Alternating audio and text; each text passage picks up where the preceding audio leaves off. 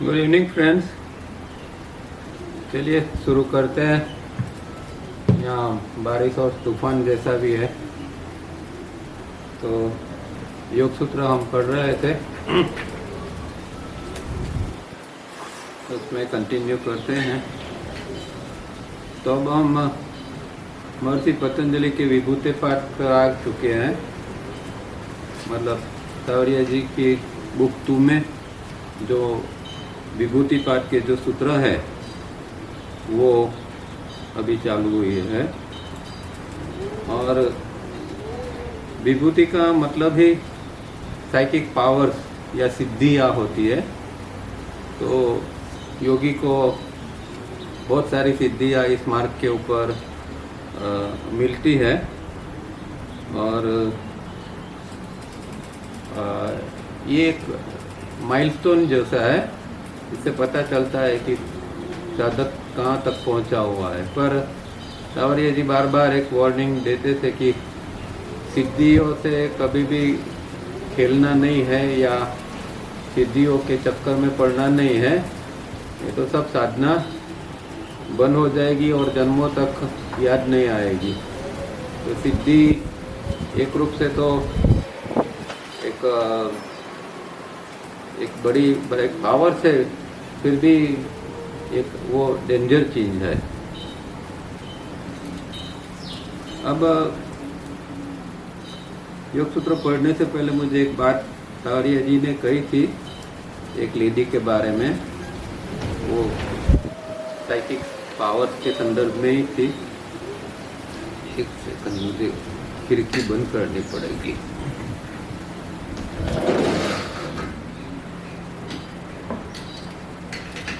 हाँ, तो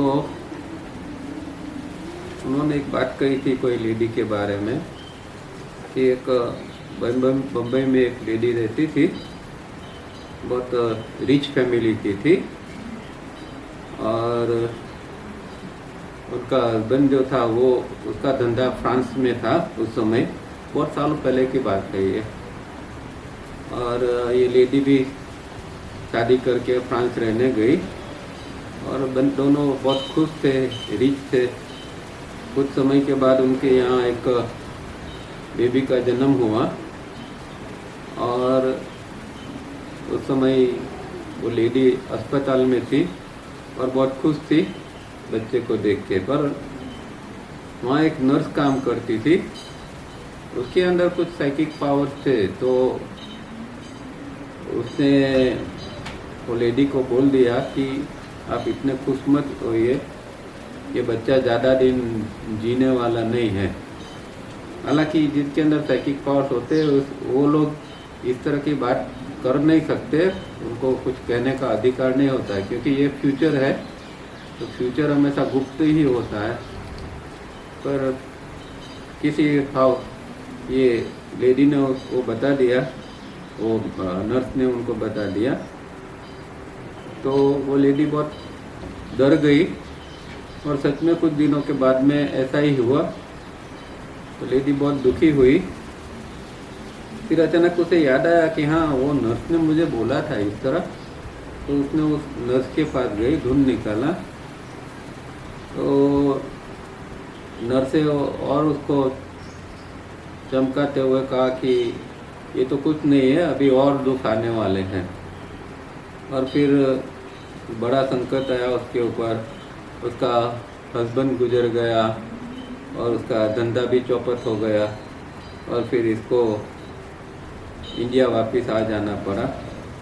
यहाँ भी उसके पियर में किसी ने इसको रखा नहीं, पर कोई उसका पुराना नौकर था, उसने कुछ सहारा दिया और कहीं पर रहने लगी वो, और छोटा मोटा काम करने लगी। पर बहुत क्षमता से वो जीती थी और हर एक को मदद करने के लिए तैयार रहती थी। तो कुछ सालों के बाद उसके अंदर भी इस तरह के साइकिक पावर्स डेवलप होने लगे। वो भी लोगों को कुछ फिर मार्गदर्शन देने लगी, लोग मार्गदर्शन के लिए उसके पास आते थे। तो इस तरह फिर उसने पूरा जीवन इस तरह समाप्त किया। फिर यहाँ ये बात में तावरिया जी खास एक बात कहते थे कि ये लेडी बहुत समता के साथ जी थी और तो कुछ साधना नहीं की थी, पर इसके अंदर एक बैलेंस आ गया था, एक समता आ गई थी, उसके कारण इसके अंदर कुछ साइकिक पावर डेवलप हुए थे और उसका उपयोग उसने अच्छा ही किया था और दूसरों को मदद में वो हमेशा रहती थी। तो ये साइकिक पावर बहुत है अच्छी चीज़, फिर भी वो उसका मिसयूज़ होता है तो बहुत खतरनाक हो जाती है। अब लास्ट टाइम हमने 3 सूत्र ये विभूति पाठ के ही देखे थे, उसमें सबसे इम्पोर्टेंट था वो 9वां सूत्र जिसमें पोज की टेक्निक उन्होंने दी है और ये सच में बहुत इम्पोर्टेंट और काम की चीज़ है। हमने डिस्कोर्सिस का जो पहला चैप्टर था, पहला मीटिंग पेपर, उसमें डिटेल में ये पोज के ऊपर हमने रीडिंग किया था। तो जो हमारा ऑटोमेटिक रिफ्लेक्स एक्शन है, मैकेनिकल जो एक हमारा रिएक्शन होता है, उसको किस तरह कम किया जाए, क्योंकि माइंड की एक हैबिट हो जाती है कि जो भी कुछ देखता है सुनता है उसको तुरंत ही रिएक्ट करता है और ये एक गलत हैबिट फॉर्म इससे हो जाती है। तो इसके लिए पोज की टेक्निक उन्होंने दी है कि भाई तुरंत जवाब न दो, कम से कम किसी ने कुछ कहा तो थोड़ी क्षण के लिए रुक जाओ, एक पोज दे दो और फिर जो कुछ कहना है और अंदर फिर चिंतन करो और उसके बाद में जो कुछ कहना है वो कहो।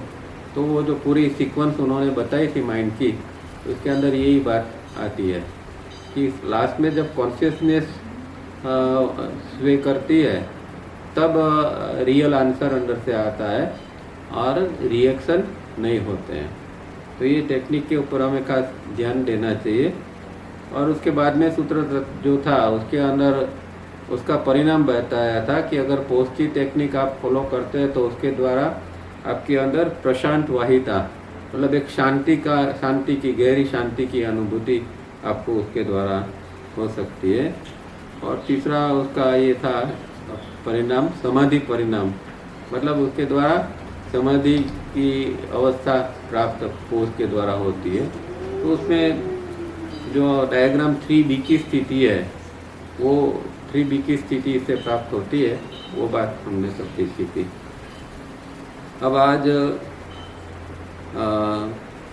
विभूति पाठ का एक ही सूत्र है इसके अंदर, सूत्र 46 है जिसको काय संपत्ति कहते हैं, वो सूत्र आज हम पढ़ेंगे। तो इंग्लिश बुक के अंदर देखते हैं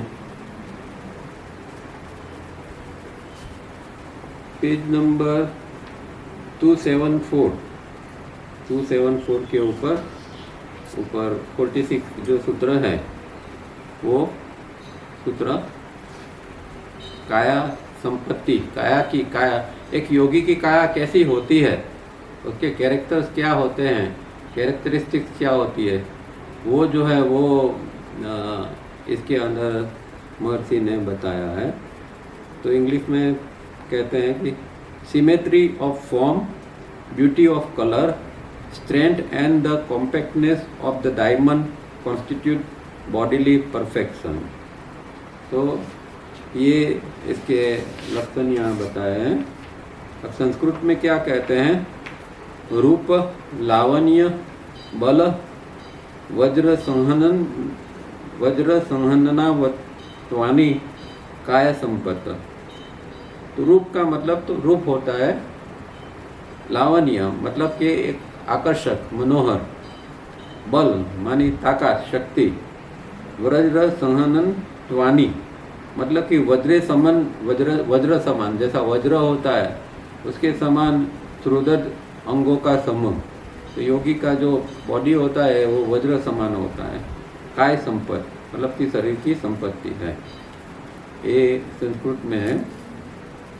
अब ये सूत्र के 2 मीनिंग होते हैं। ट्रेडिशनली ऐसा कहते हैं कि अत्यंत सुंदर रूप, समस्त अंगों में चमक, प्रचंड शक्ति तथा शरीर के समस्त अंगों व्रज जैसे दृढ़ और पूर्ण होना, ये चारे शरीर की संपत्ति है। तो 4 संपत्ति है, 4 लक्षण है। एक तो अत्यंत सुंदर रूप है, दूसरा अंगों में चमक है, तीसरा प्रचंड शक्ति उसके अंदर होती है शरीर के अंदर, और वो वज्र जैसा दृढ़ होता है। तो ये संस्कृत का सूत्र का एक अर्थ है। पर टावरिया जी जो कहते हैं उसमें जो कहते हैं symmetry of form, beauty of colour, strength and the compactness of the diamond constitute bodily perfection. मतलब कि शरीर सप्रमाण होना चाहिए, फिर सुंदर रंग वाला होता है, ब्यूटी ऑफ कलर, उसका जो कलर है वो सुंदर होता है, स्ट्रेंथ मतलब एक शक्तिशाली होता है, और सुदृढ़ अंगों वाला। तो जैसे कि डायमंड कैसा एक कॉम्पैक्ट होता है, नक्कर होता है, इस तरह वो शरीर भी इस तरह का नक्कर होता है, और इस शरीर को वो परफेक्ट शरीर, पूर्ण शरीर कहते हैं। तो ये इसको सिद्धि इसमा ने कहा है कि सामान्य व्यक्ति के अंदर ऐसा कुछ भी नहीं है, ना ऐसा कोई योगी के अंदर जैसा रूप होता है। यहाँ रूप का मतलब एक अलग चीज़ है। खाली रूप जो बाह्य होता है तो बहुत सारे लोगों का एक रूप तो होता है, पर वो रूप की बात नहीं है। एक अंदर से एक योगी का जो होता है एक ग्लोरी होती है उसके अंदर। तो एक रूप जो होता है वो एक अलग प्रकार का रूप होता है, चाहे कलर वो खुला नहीं भी हो, गोरा नहीं भी हो, फिर भी उसके अंदर एक प्रकार की चमक होती है। तो ये सामान्य व्यक्ति के शरीर के अंदर ये जो चारों लक्षण बताए हैं, ये चारों लक्षण नहीं है, इसीलिए उसको यहाँ सिद्धि कहा गया है। तो जब व्यक्ति 3B की अवस्था में पहुँचता है तो उसके अंदर लय और संतुलन मतलब रिदम और बैलेंस उसके अंदर आता है। और फिर वो जब पोज की टेक्निक का उपयोग करता है, ये पोज की टेक्निक के कंटिन्यूएशन में ही है ये सूत्र, हालांकि वो बाद में आता है, पर उसका परिणाम के रूप में ये भी मिलता है कि पोज की टेक्निक के द्वारा 3B के ऊपर पहुंचता है, और 3B के अंदर ये काय संपत्ति की जो सिद्धि है वो साधक को मिलती है। तो यहाँ तावरिया जी ने उसको हीरा की उपमा दी है कि डायमंड जैसा वो शरीर होता है, वज्र जैसा होता है। और हम जानते हैं कि हीरो जो होता है, डायमंड जो होता है, वो कार्बन से बना हुआ होता है, पर वो कार्बन जो है वो लाखों सालों तक ज़मीन में रहता है, उसके बाद में उसके ऊपर जो प्रोसेस होती है तो हीरा बनता है।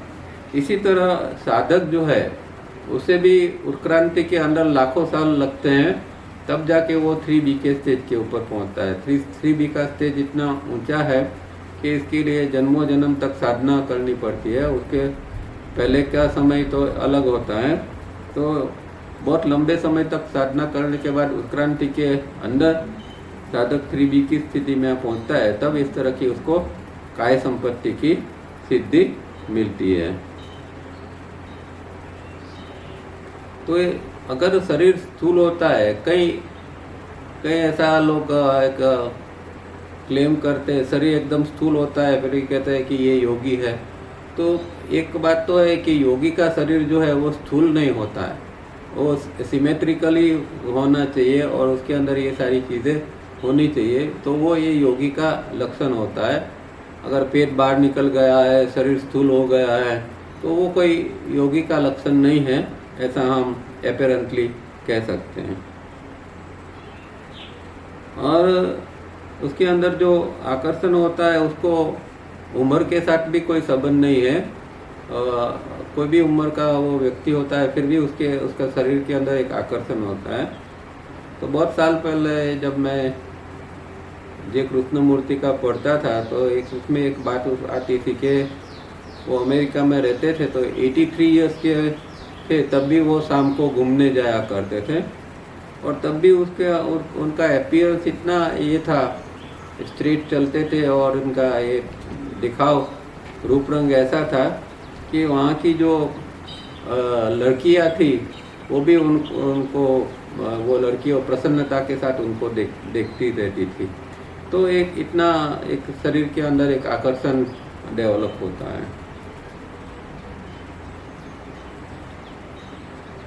और ऐसे शरीर में भी ताकत होती है और मन की भी ताकत, दोनों ताकत मिल जाती है, ऐसा योगी का शरीर बनता है। और सिंबॉलिकली हमारे यहाँ जो हनुमान जी, फिर भीम वगैरह जो प्रतीक के रूप में है, वो इसी शक्ति का प्रतीक के रूप में बताया गया है। अब यहाँ वज्र शब्द महर्षि ने यूज़ किया है।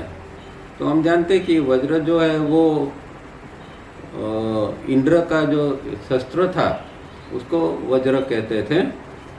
और ऐसी कहानी है कि वृत्रासुर नाम का एक असुर था, राक्षस था, उसने स्वर्गलोक के ऊपर चढ़ाई की थी और स्वर्गलोक को जीत लिया था। तब इंद्र और दूसरे देवताओं ने शिव जी की से प्रार्थना की और उसका कुछ उपाय बताया। तब शिव जी ने कहा कि एक ऋषि है, ऋषि दधीची, आप उसके पास जाओ, उसके हड्डे इतने मजबूत है, उसने योग साधना की है और उसके हड्डे इतने मजबूत है कि उसके हड्डी में से अगर आप कोई शस्त्र बनाओगे तो ही आप ये वृत्रासुर को जीत पाओगे। तो इंद्र वगैरह दधीची के पास गए और उन्होंने उसको विनती की कि भाई अगर आप देह त्याग कर सकते हैं और हमें आपका हड्डी मिल सकती है तो हम ये असुरों से छुटकारा पा सकते हैं। और ऋषि ने देह त्याग फिर कर दिया और उसके हड्डियों में से जो बना वो ये उसको वज्र कहते हैं, वज्र का शस्त्र कहते हैं। एक योग की और भी एक परंपरा है जिसके अंदर तो यहाँ तक कहते हैं कि शरीर ऐसा हो जाता है कि वो शरीर को न रोग होता है, न वृद्धावस्था होती है और न मृत्यु होती है। तो एक श्वेताश्वतर नाम का एक उपनिषद है, श्वेताश्वतर, उसके अंदर इसका एक श्लोक है, उसमें कहते हैं न तस्य रोग न जरा न मृत्यु प्राप्तस्य योगाग्निमय शरीरम।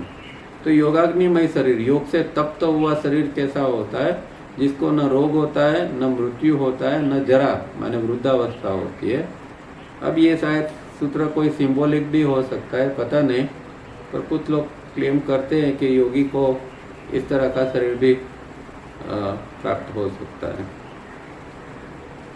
तो ये सारी चीज़ें जो है वो काय संपत्ति से आती है। अब शास्त्र के हमारे अंदर जो योग के मार्ग, जो मोक्ष का मार्ग है, और उसमें सफलता प्राप्त करने के लिए तीन प्रकार की कृपा की बात की है। अगर 3 प्रकार की कृपा मिलती है तो योग सिद्ध होता है।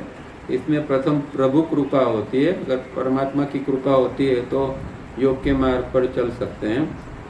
दूसरी कृपा गुरु कृपा होती है और तीसरी कृपा शास्त्र कृपा होती है। तो ये तीनों कृपा मिलती है। प्रभु कृपा से जीव जो है वो आध्यात्मिक मार्ग पर आता है, गुरु कृपा से वो पुरुषार्थ करता है और शास्त्र की कृपा से वो योग के रहस्य को जान सकता है। तो ये 3 कृपा जिनको मिलती है वो योग में काफ़ी आगे जा सकते हैं। अब इंग्लिश में पढ़ते हैं। When the chitta is steady and thought formation is refined, the body too becomes refined. It tends towards being healthier and more compact irrespective of age. तो ये स्थिति जैसे हमने कहा कि 3B की स्थिति है, तो उसमें चित्त जो है वो तो स्टेडी हो ही जाता है। जो विचार की प्रक्रिया है, जो विचार का बनना, वो विचार प्रक्रिया भी एकदम रिफाइन हो जाती है, शुद्ध हो जाती है। और इसके साथ में बॉडी भी शुद्ध होता है, मतलब बॉडी ब्रेन सिस्टम जो है वो टोटली सब कुछ इसमें शुद्ध होते जाते हैं और शरीर एकदम हेल्दी बनता है, तंदुरुस्त बनता है, निरोगी बनता है। उसके अंदर ये शरीर के अंदर कोई रोग रह नहीं सकता। और जो कोई भी एज हो, इसके अलावा भी ये शरीर इस तरह हेल्दी और अच्छा रह सकता है और विचार की प्रक्रिया भी इस तरह रिफाइंड हो सकती है। The sage now describes a perfectly healthy body. Its form has symmetry, the skin is clear of the blemish, the tissues and muscles are firm like a diamond, and like the diamond it is a product of many million years of inner evolution. It also means mastery of the Panchabhuta, the five elements, control over the three gunas, and acquiring the 8 siddhis, अष्ट सिद्धि। तो यहाँ इस सूत्र के अंदर महर्षि Patanjali perfectly healthy body की बात करते हैं कि जिसका लक्षण ये है कि वो बॉडी सिमेट्रिकल मतलब सप्रमाण होता है, उसकी जो स्किन है उसके अंदर कोई दाग नहीं होता है, ऐसी क्लीन उसकी स्किन होती है, उसके टिश्यूज और मसल्स होते हैं वो एकदम फर्म डायमंड की तरह, हीरे की तरह एकदम नक्कर फर्म होते हैं।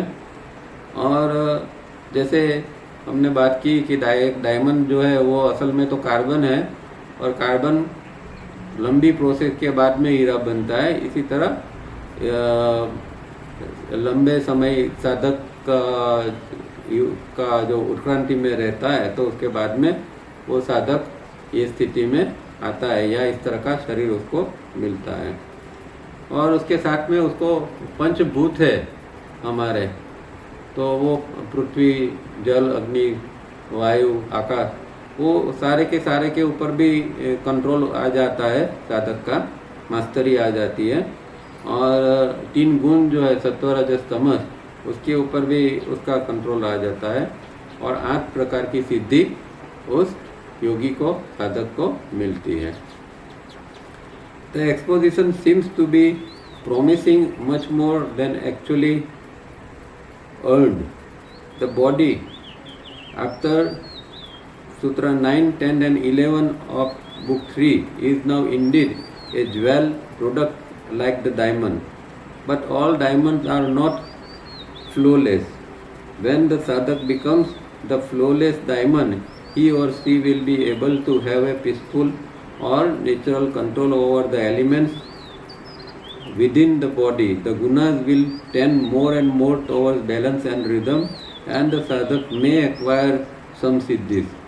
The last is not something to be happy about, for siddhis are dangerous to maintain, like a fully loaded revolver, and the temptation to find an excuse to use them is constant. तो ये सूत्र जो है उसके अंदर काफ़ी एक आशास्पद बात इसमें प्राप्त किया जा सकता है। इस तरह का ये सूत्र है कि जिसके अंदर कुछ ऐसी नक्कर चीज़ प्राप्त की जाती है, वो बात इसमें होती है। और सूत्र 9, 10, 11 के बाद में ये सूत्र है कि जैसे कि वो एक ज्वेल प्रोडक्ट होती है, डायमंड जैसे एक जवाहरत की एक जैसी प्रोडक्ट होती है, इस तरह का ये डायमंड। पर ये जो डायमंड है वो एक सब डायमंड जो होते हैं वो फ्लोलेस नहीं होते, मतलब कि दोष रहित नहीं होते। कई प्रकार के डायमंड होते हैं, कुछ ही डायमंड होते हैं जो बहुत कीमती होते हैं, कई प्रकार के डायमंड होते हैं उसके अंदर दोष होता है तो उसकी कोई कीमत नहीं होती है। पर ये बॉडी के मामले में ऐसा नहीं है, जिसकी काय संपत्ति मिलती है तो वो एक फ्लोलेस, एक दोष रहित, इसको साधक को इस तरह का डायमंड जैसा बॉडी मिलेगा। और फिर वो व्यक्ति एकदम शांतिपूर्वक वो जी सकती है, उसका पंच महाभूतों के ऊपर उसका कंट्रोल आता है और गुना जो है वो धीरे धीरे करके बैलेंस और रिदम के अंदर आते जाते हैं और साधक सिद्धि भी प्राप्त करते हैं। तो ऊपर की जो बात है यहाँ फिर से उन्होंने यही की है। The last is not something to be happy about for सिद्धिस। अब सिद्धि की बात है, उसमें कोई बहुत खुश होने की बात नहीं है, क्योंकि प्रॉब्लम ये है कि सिद्धि जो है वो बहुत डेंजर चीज़ है और सिद्धि को शुद्ध रूप में पकड़ के रखना भी इतना मुश्किल है। ये तो ऐसा होता है कि एक व्यक्ति के हाथ में हम रिवॉल्वर दे देते हैं और वो व्यक्ति फिर बहाना ढूंढता है कि ऐसा मौका मिले, कब मौका मिले कि मैं ये इस रिवॉल्वर को चलाऊं। ये सिद्धि भी ऐसी चीज़ है, जब सिद्धि आती है तो साधक को अंदर एक टेम्पटेशन आता है कि सिद्धि का मैं उपयोग कब करूं, और फिर वो सिद्धि के चक्कर में पड़ जाता है और साधना पीछे छूट जाती है। तो ये काया संपत्ति की एक प्रकार की सिद्धि है, पर दूसरी प्रकार की जो सिद्धि होती है उसके अंदर बहुत ध्यान रखना पड़ता है। तो यहाँ बुक 3 ख़त्म होती है, बुक 3 के सूत्र यहाँ ख़त्म होते हैं, और अभी आगे उन्होंने कुछ सूत्र जो है वो बुक 4 में से लिए है। बुक 4 को केवलीय पाठ कहते हैं। महर्षि पतंजलि ने जो 4 चैप्टर लिखे हैं उसमें लास्ट जो है वो केवलीय पाठ है। तो एक केवलीय पाठ का ये सूत्र अभी चालू होता है। दूसरा सूत्र है, उसको अभी पढ़ते हैं। ये सूत्र जो है वो चेतना का रूपांतरण किस तरह होता है इसके बारे में इसमें सूत्र में बताया है। The transfer of consciousness from a lower vehicle into a higher is part of the great creative and evolutionary process, nature's process। तो संस्कृत में क्या कहते हैं, जातीयांतर परिणाम प्रकृति आपुरात। जात्यंतर मतलब एक जाति से दूसरी जाति में जाना, मतलब निम्न प्रकार की जाति में से उच्च प्रकार की जाति में जाना, जात्यंतर। परिणाम मतलब कि परिवर्तन, बदलाव। प्रकृति मतलब सृजनात्मक प्रकृति। आपुरात मतलब भरपूर, विपुल होना।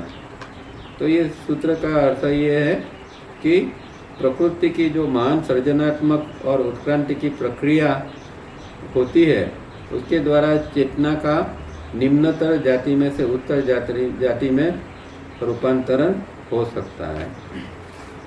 ये सूत्र में कहा गया है।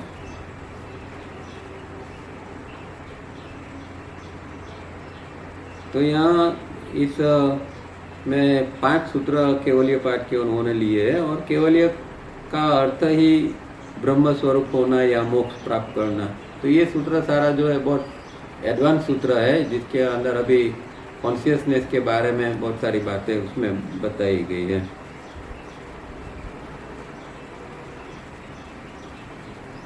अब ये इसमें जो बात है कि निम्न प्रकार की जाति में से उच्च प्रकार की जाति का रूपांतरण, तो ये चीज़ हम डायग्राम के अंदर देख सकते हैं। सावरिया जी ने 5 प्रकार के डायग्राम बताए हैं।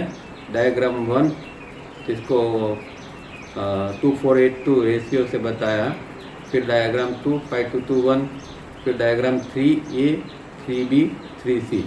अब देखिए तो ये एक प्रकार की ये डायग्राम जो है मतलब जो चिट की भूमिका और अवस्था है, और वही बात यहाँ सूत्रों में बताई गई है कि जो निम्न जाति में से उच्च जाति, जाति शब्द है वो हकीकत में एक स्थिति की बात है कि जो ब्रेन की स्थिति है या बॉडी ब्रेन सिस्टम की स्थिति है वो अभी बदलती जाती है। पहले 2482 का सामान्य साधक था, वो अभी धीरे धीरे प्रगति करके 5221 पर पहुंचा, फिर और आगे 3A 3B 3C तक वो जाता है। तो ये रूपांतरण की बात जो है वही ये बात है कि डायग्राम में किस तरह आप आगे बढ़ते हैं, वही बात ये सूत्र कहना चाहता है। इस तरह इसको हमें सूत्र को समझना है। डायग्राम से हम इस तरह इसको समझ सकते हैं। और ये जो यहाँ दूसरी बात ये समझनी है कि उत्क्रांति जो है वो 2 स्तर पर होती है। एक प्रकृति की अपनी उत्क्रांति है, जैसे यहाँ जो कहा ना कि ग्रेट क्रिएटिव और इवोल्यूशनरी, तो वो जो है वो प्रकृति की जो प्रोसेस है उसके बारे में बताया है। दूसरी बात जो है वो इंडिविजुअल लेवल के ऊपर है। तो व्यक्तिगत रूप में हम जब पुरुषार्थ करते हैं तो इंडिविजुअल लेवल पर हम हमारी कॉन्शियसनेस को ट्रांसफ़र कर सकते हैं। अब जब योगाभ्यास करते हैं तो जैसे जैसे प्राण शक्ति का हमारे अंदर संचय होता जाता है, इस तरह धीरे धीरे करके ये ट्रांसफॉर्मेशन की प्रक्रिया आगे चलती है। तो साधक में जो चौथा ग्रेड का प्राण सामान्य रीते जो यूज़ करता है वो इससे ऊपर का ग्रेड का प्राण यूज़ करेगा। फिर energy of essence of consciousness third grade की है, वो सेकंड ग्रेड की होगी। इस तरह उसके अंदर अवेयरनेस भी बढ़ती जाती है और फिर वो इस तरह 3A 3B 3C की स्थिति में आगे बढ़ता जाता है। अब इंग्लिश में पढ़ते हैं।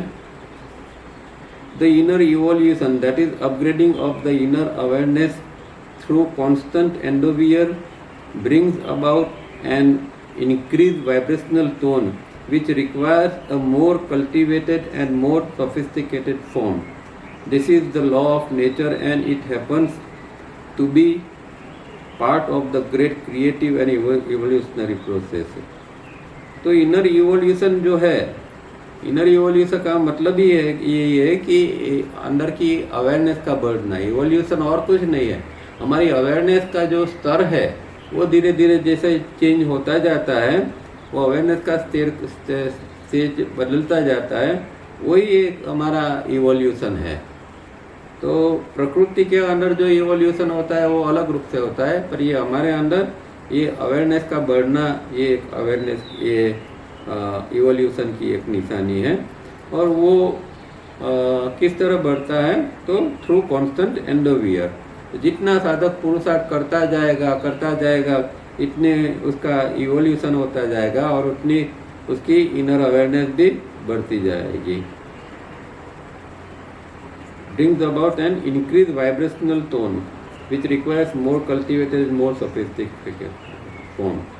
तो ये जब प्रयत्न साधक करता जाता है तो उसका जो वाइब्रेशनल टोन है बॉडी ब्रेन सिस्टम का, वो वाइब्रेशनल टोन वो बढ़ता जाता है और उसके लिए फिर वो उसका जो फॉर्म है वो एक सुविकसित और सौम्य अवस्था के अंदर, उसके लिए इस तरह का एक फॉर्म ऐसा रिक्वायर है, उसके ज़रूरी है कि जिसके अंदर ये फॉर्म, ये जो रूप है वो सुविकसित हो, मतलब कल्टिवेटेड हो और सोफिस्टिकेटेड हो, ये सौम्य स्थिति का हो। इस तरह का जो अंदर फॉर्म होता है उसके द्वारा वाइब्रेशनल टोन इंक्रीज किया जाता है और अवेयरनेस को बढ़ाया जाता है।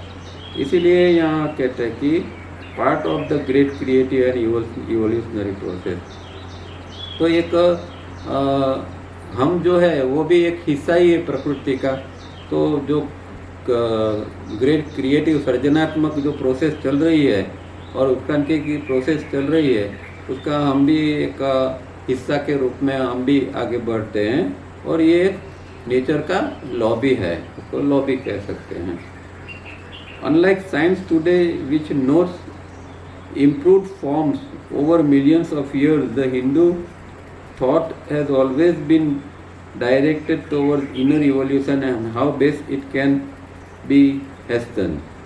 तो साइंस आज बात करता है वो तो एक फॉर्म का जो इम्प्रूवमेंट है या फॉर्म का उत्क्रांति है उसकी बात करता है कि लाखों साल में पहले अलग अलग जीव थे, फिर बंदर था, बंदर में से मनुष्य आया, और इस तरह की उत्क्रांति की प्रोसेस की बात, फिजिकल लेवल की उत्क्रांति की बात साइंस करता है। पर जो हिंदू शास्त्र है वो उससे अलग रूप में जो अंदर का आंतरिक इवोल्यूशन है उसकी बात करता है और उसके लिए हमारे शास्त्रों के अंदर बहुत सारी चीज़ें बताई गई हैं और कितनी जल्दी से ये हो सकता है वो भी हमारे शास्त्रों के अंदर बताया गया है। मतलब टेक्निक भी बताई गई है कि इनर इवोल्यूशन किस तरह कितनी जल्दी हो सकता है। जातीयांतर means transformation into another class of the same species, for sage Patanjali talks only of the human mind and human being. In a later sutra he says that though the forms may be similar, the inner evolution may be on a different scale or level. This is also true for every species of lower life, both flora and fauna.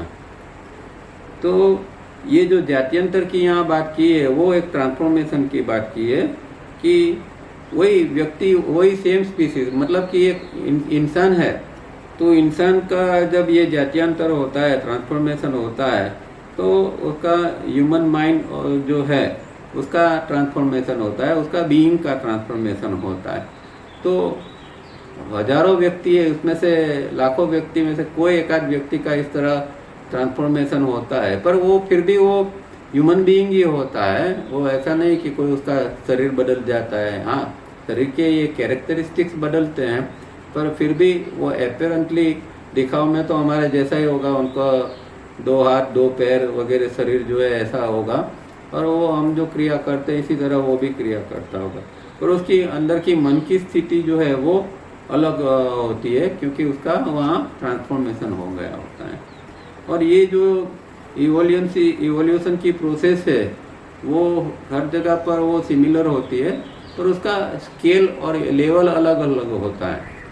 अब जैसे कि कोई एक advance soul है यहाँ पर इस पृथ्वी के ऊपर, तो हो सकता है कि वो व्यक्ति इतना एडवांस है कि जैसे हम भूखे 4th सब स्टेज के अंदर है, तो वो व्यक्ति 5th सब स्टेज का भी हो सकता है, या 6 या 7 सब स्टेज का भी हो सकता है।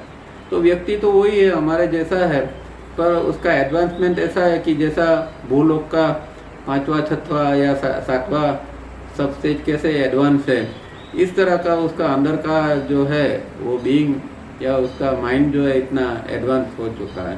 तो इस तरह स्केल जो है वो अलग अलग हो सकते हैं। और जो लोअर लाइफ है, जो वनस्पति सृष्टि है और प्राणी सृष्टि है, उसके अंदर भी इसी तरह काम होता है। तो उसके अंदर भी चीज़ तो वही होती है, पर उसके अंदर भी परिवर्तन, जैसे आज बहुत सारे प्रयोग होते हैं। अब जब पहले के ज़माने में हम देखते थे तो गुलाब हम सिर्फ पिंक कलर का और ज़्यादा से ज़्यादा रोज़ कलर का, मतलब लाल कलर का एक हम रोज़ गुलाब को देखते थे। आज देखते हैं तो हर प्रकार का गुलाब आपको मिलेगा, येलो भी मिलेगा, ब्लैक भी मिलेगा, हर प्रकार का। तो ये स्पीसीज तो यही है, पर उसके अंदर जो प्रयोग किए जाते हैं तो उसके द्वारा उसके अंदर भी इस तरह का चेंजेस लाया जाता है। तो लोअर लाइफ के अंदर भी ये पॉसिबल है और हमारे अंदर भी ये पॉसिबल है। A lower and a higher vehicle implies long and continuous unceasing effort on the part of the sadhaka. In the lower lives of animals and birds, evolution, though unconscious, is a need created by the environment, and many important changes take place. Hence the sutra says is part of the great creative and evolutionary process. So whether unconsciously in the case of other life species and very much consciously in the case of human being, evolution is continuous and ceaseless. तो ये जो हमारा जो ये जो रूपांतरण होता है, तो उसके लिए एक कंटिन्यूस हमें एफर्ट साधक को करना पड़ता है, और कांस्टेंट एफर्ट के द्वारा उसका जो अंदर का अवेयरनेस या उसका स्टेजिस या जिसको जात्यांतर कहे, व्हीकल कहे, वो चीज़ों का चेंजिस रूपांतरण होता रहता है। और प्राणी और बर्ड के अंदर भी इस तरह का इवोल्यूशन तो होता है, पर वो अनकॉन्शियस लेवल पर होता है। हम कॉन्शियसली प्रयत्नपूर्वक इसको करते हैं।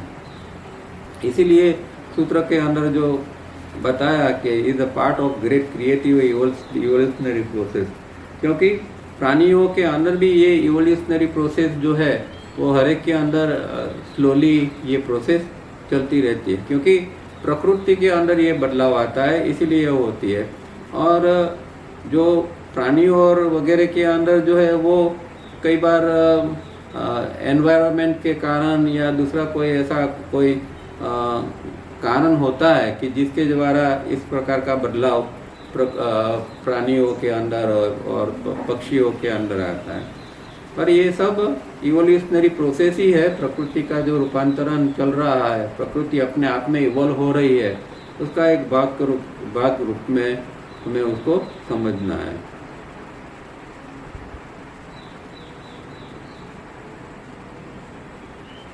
तो ये चाहे पशु जगत के लिए है या मनुष्य जगत के लिए है, ये इवोल्यूशन एक कंटिन्यूअस और सीजलेस प्रक्रिया है।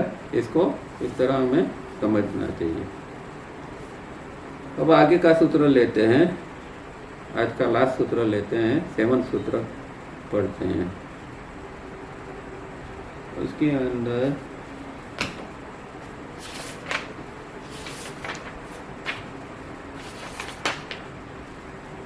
चेतना रूपांतरण। और अब योगी के कर्म किस तरह के होते हैं, इसके बारे में ये सूत्र में बताया गया है। The activities of the liberated soul are free from the pairs of opposite, those of others are of 3 kinds. तो जो योगी होता है, उसकी जो क्रिया प्रक्रिया होती है या कर्म होते हैं, वो जो द्वंद्व होते हैं, अपोजिट पेयर, मतलब जो द्वंद्व होते हैं, वो द्वंद्व से परे उसके होते हैं। मतलब उसके कर्म ऐसे होते हैं कि जिसके अंदर कोई द्वंद्व नहीं होता है, राग द्वेष नहीं होता है और कोई प्रकार का द्वंद्व नहीं होता है। इस तरह के उसके ये होते हैं। और दूसरे लोग होते हैं वो और 3 प्रकार के, त्रिविध, 3 प्रकार के कर्म के 3 प्रकार के कर्म उसके होते हैं। तो संस्कृत में क्या कहते हैं, कर्म अशुक्ल अकृष्ण योगिन त्रिविधम इतरेशम। योगिन मतलब योगी का, मुक्तात्मा का कर्म, अशुक्ल अकृष्ण मतलब कि न शुक्ल न कृष्ण, मतलब कि जो वो पाप और पुण्य या जो जिसको हम द्वंद्व कहते हैं, इससे मुक्त होता है। इतरेशम मतलब दूसरे लोगों का, त्रिविधम 3 प्रकार का होता है। तो 3 प्रकार का किस तरह का, एक तो पुण्य युक्त होता है या पाप युक्त होता है या पुण्य पाप मिश्रित होता है। तो योगी के कर्म जो है वो पाप पुण्य से मुक्त है, वो द्वंद्व से मुक्त है। पर सामान्य व्यक्ति है वो चाहे पुण्य का कर्म कर सकता है या फिर पाप युक्त कर्म इसके होते हैं या दोनों के मिश्रित होते हैं, पुण्य पाप के मिश्रित होते हैं। तो प्रकृति के अंदर तो ये द्वंद्व है और द्वंद्व के अंदर ये 3 गुण है, सत्व रजस तमस, इसकी हमेशा असमतुला रहती है, इम्बैलेंस होता है। और ये इम्बैलेंस के कारण ही द्वंद्व उत्पन्न होते हैं। अब 2:4:8 का रेशियो है तो उसके अंदर इम्बैलेंस बहुत ज़्यादा होता है, तो उनके अंदर द्वंद्व जो है या सुख दुख वगैरह का जो ये है वो बहुत ज़्यादा प्रमाण में होता है। ऊपर के जो स्थिति होती है उसके अंदर कम होता है। तो द्वंद्व कैसे कहते हैं कि जिसके अंदर 2 चीज़ अपोजिट चीज़ होती है, जैसे कि सुख और दुख, मान और अपमान, हिंसा अहिंसा, ठंडी गर्मी, दिन रात, पाप पुण्य, ये इस कप को प्रकृति के द्वंद्व कहा जाता है। और साधक को पुरुषार्थ करके ये प्रकृति के द्वंद्व से ऊपर उठना पड़ता है। तो द्वंद्व जो है वो मन का स्वभाव है, मन के अंदर द्वंद्व उत्पन्न होते हैं और जो हमारा मन है वो प्रकृति का ही एक हिस्सा है। इसलिए प्रकृति के सत्व रजस तमस जो है वो हमारे अंदर इस तरह हमेशा एक रेशियो बनाता रहता है और इस तरह हमारे अंदर द्वंद्व आता रहता है।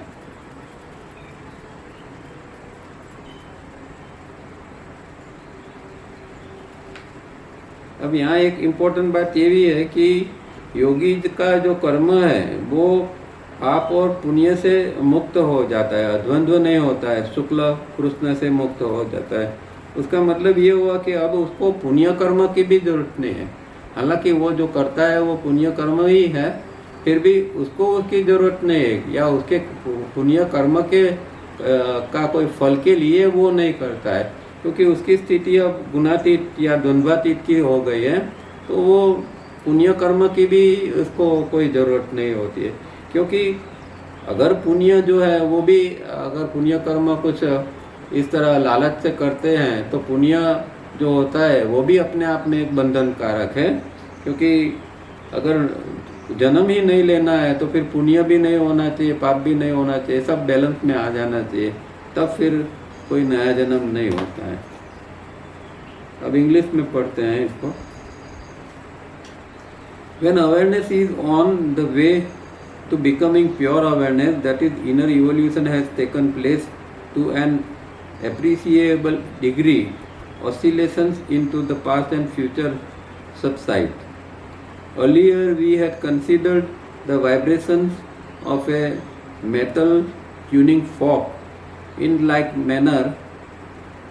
If the thinking instrument is agitated, that is, if the qualities are out of rhythm and balance, this sensitive instrument of nature, the finest creation in the universe, takes time to settle down again, provided fresh agitation is not caused.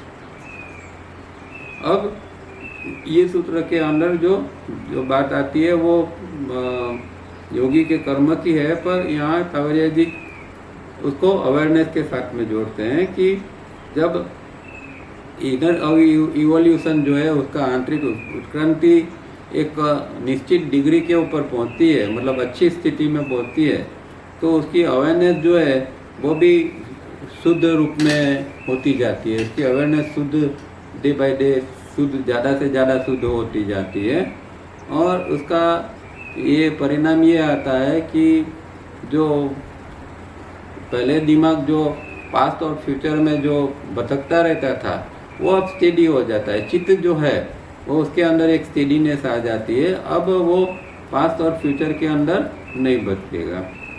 तो एक example हमने पिछले notes के अंदर भी देखा था, एक ट्यूनिंग फॉक का, कि और मैंने बताया था कि तावरिया जी ने हमें कायावरण की शिविर में वो खुद ट्यूनिंग फॉक लेके आए थे और उसको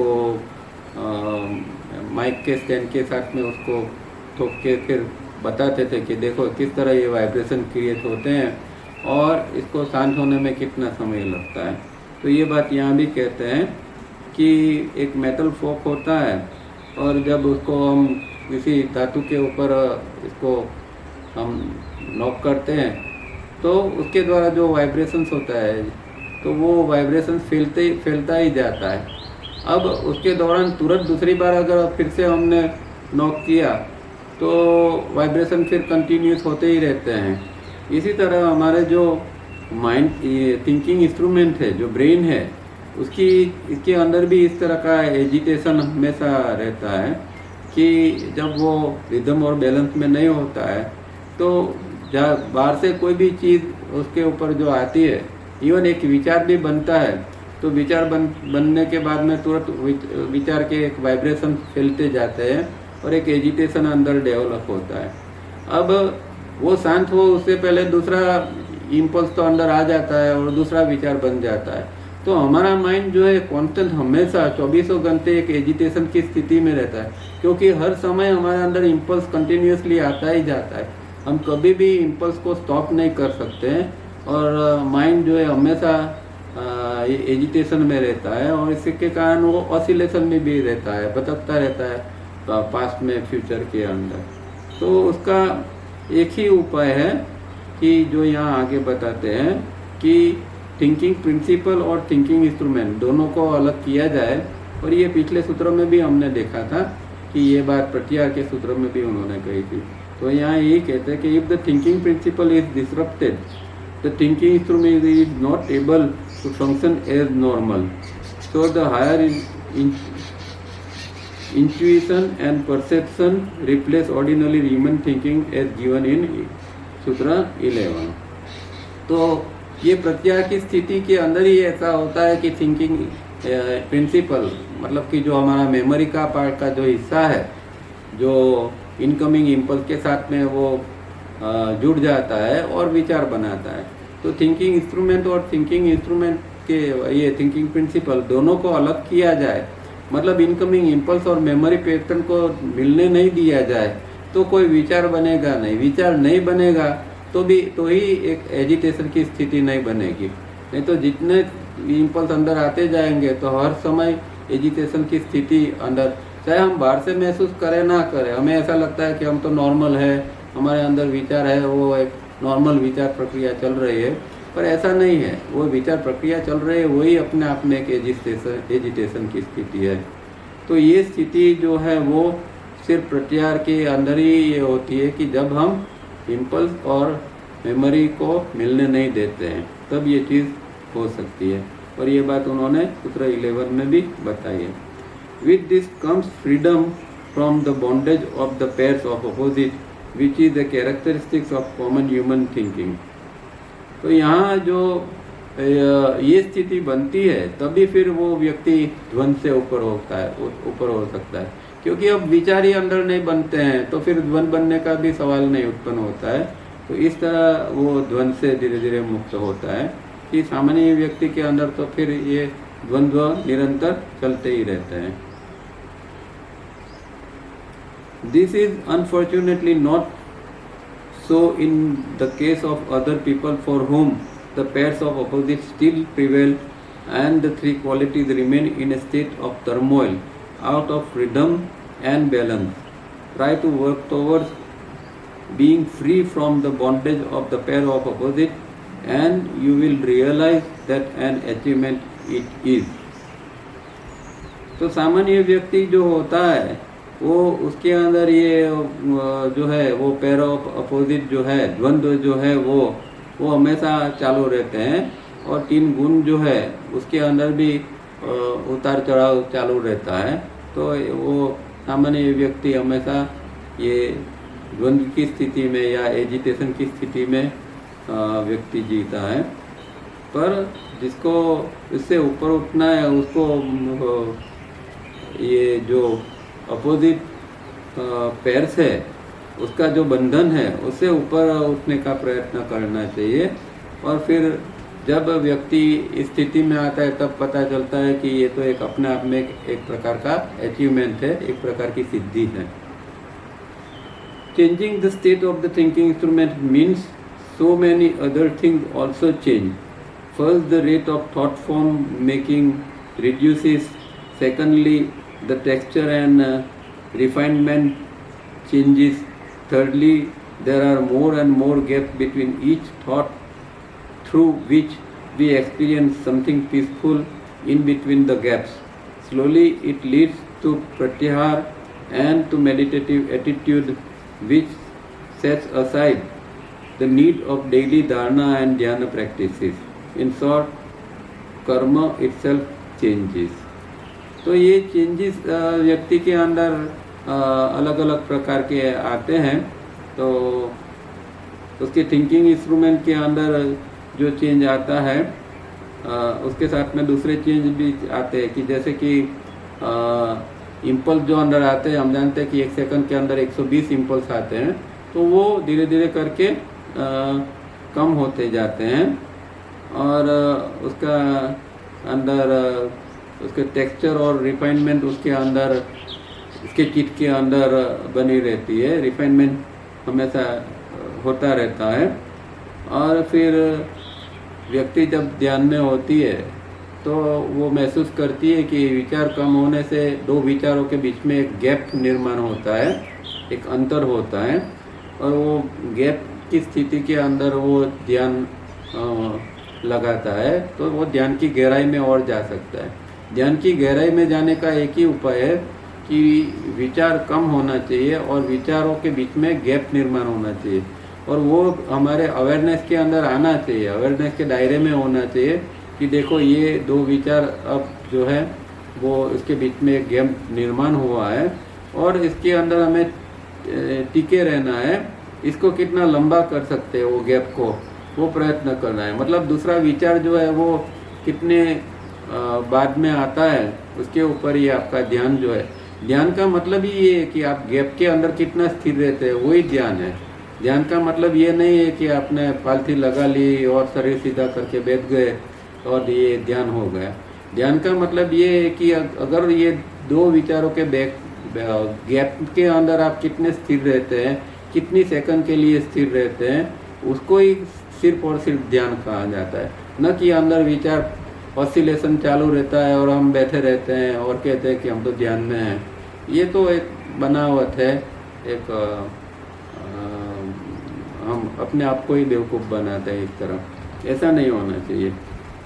तो ये गैप जो है वो बहुत इम्पोर्टेंट है, क्योंकि आगे जाके फिर इस तरह प्रत्याहार का स्थिति निर्माण होता है और मेडिटेटिव एटीट्यूड जब डेवलप होता है तो फिर ध्यान में बैठने की भी उसको ज़रूरत नहीं होती है, क्योंकि मेडिटेटिव एटीट्यूड में ये स्थिति उसकी बनती है। तो डेली धारणा ध्यान का अभ्यास करने की भी उसको जरूर नहीं पड़ती है। तो इन शॉर्ट उसके हर प्रकार के कर्म जो है वो सब अभी बदल जाते हैं। वो कर्म ऐसे होते हैं कि जिसका इसमें से कोई नया ये नहीं बने, इस तरह इसका कर्म बनता है। कर्म का बीज नया नहीं उत्पन्न हो उसका वो काफ़ी ध्यान रखता है और कर्म भी उसके बदलते जाते हैं। तो यहाँ सूत्र समाप्त होता है और हमारा समय भी करीब करीब समाप्त हो रहा है।